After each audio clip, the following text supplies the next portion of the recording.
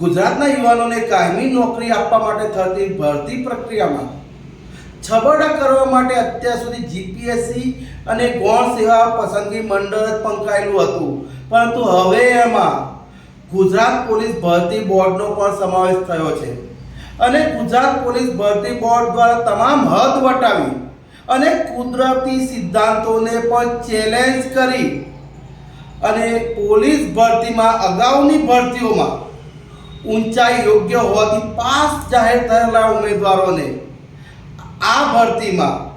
ઊંચાઈ ઓછી છે એવું કારણ ધરીને નાપાસ કરવામાં આવ્યા છે। ઉંમર વધવાની સાથે સાથે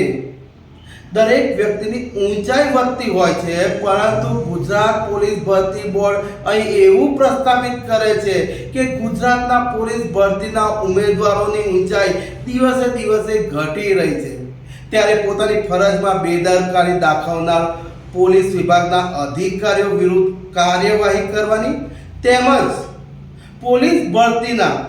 અન્યાયનો ભોગ બનેલા ઉમેદવારોને ન્યાય આપવાની માંગ સાથે ગુજરાત જનતા જાગૃતિ મંચ દ્વારા આજે મુખ્યમંત્રીને આવેદનપત્ર આપવામાં આવ્યું છે।